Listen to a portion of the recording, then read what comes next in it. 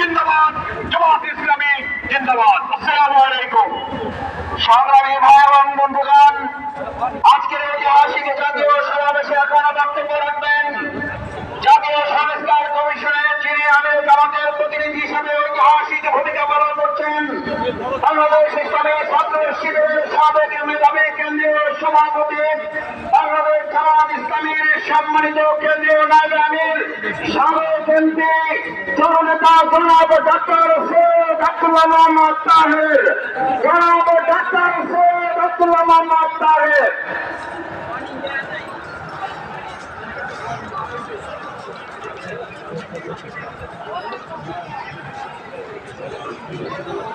বিসমিল্লাহির রহমানির রহিম।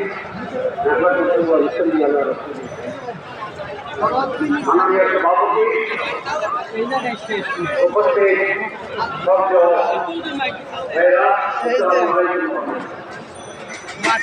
আজকের এই জনসভা ভিতরে মাঠ এটা একটি স্বতন্ত্র মহানগরের সাথে প্রমাণ বুঝছেন স্বতন্ত্র মহানগরের সাথে বেশি মামলা পানি পড়াতে দেখা যায়। আজকে